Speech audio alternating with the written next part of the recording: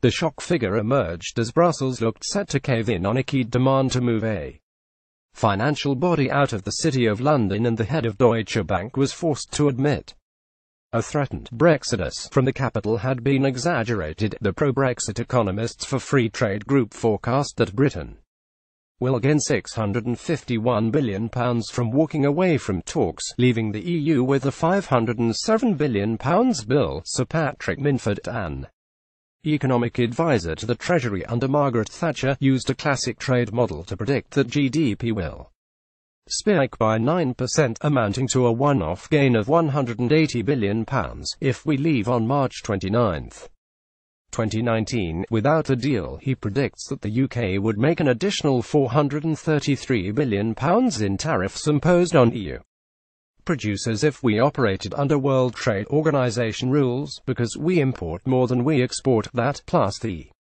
£38 billion we have saved by not paying for the 2-year transition period, adds up to a total of £651 billion. GETTY report revealed that a Brexit no-deal scenario could cost the bloc more than £500 billion. We have nothing to fear from no deal, but the EU would be desperate both for our cash and trade.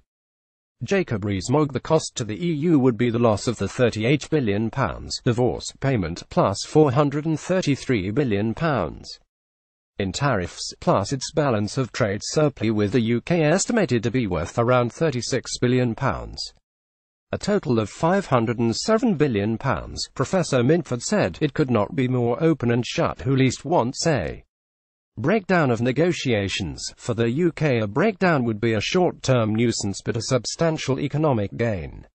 For the EU, it is both a short-term nuisance and a substantial economic loss. Deutsche Bank chief executive John Cryan yesterday admitted it will move hundreds of jobs from the UK, rather than thousands, because of Brexit. He added, the number of 4,000 mentioned again and again in media reports is way too high. Getty. Deutsche Bank will move hundreds of jobs from the UK, rather than thousands, because of Brexit, said Deutsche's bankers, technology experts and traders would largely remain in London, while the bank's booking centre would move to Frankfurt, but this affects fewer jobs than many people think. The Sunday Express can also reveal that the European Parliament aims to soften plans to give EU regulators the power to force London's main clearinghouse to move. Euro clearing will be a major battleground between London and Brussels in Phase 2 of the talks that will shape how Europe's financial market is divided up after Brexit. The EU Commission had proposed to give itself the power, along with the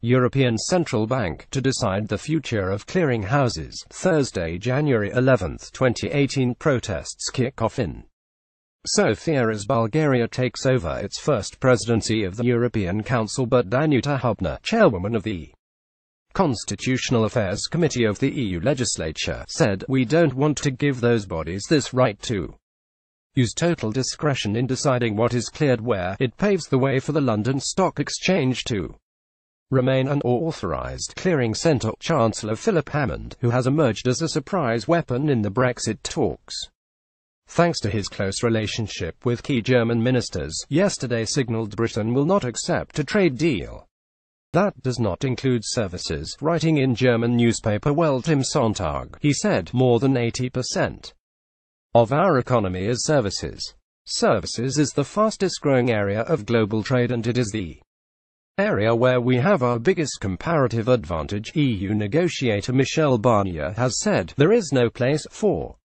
financial services in the deal, although EU member states including Italy, Spain, Hungary, Poland, Ireland and the Netherlands have all independently called for a comprehensive free trade deal to be struck with minimum tariffs. Getty. Mr. Hammond signalled, Britain will not accept a trade deal that does not include services. Theresa May will chair a cabinet meeting on Tuesday to discuss Britain's preferred outcome. Leavers including David Davis, Boris Johnson, Michael Gove and Liam Fox are thought to be winning the argument for divergence from the EU rather than the close alignment advocated by the likes of Mr. Hammond and fellow Remainer Amber Rudd, an impeccably placed source at the Department for Exiting the European Union said Mr. Davis was emboldened by Mrs. May's hardened stance on Brexit. The Prime Minister certainly isn't behaving like a Remainer. She is very optimistic about Britain's future outside the EU. She is aiming very high when it comes to the talks and resolutely sticking to the mantra that no deal is better than a bad deal, the source added. DD is in bullish mood.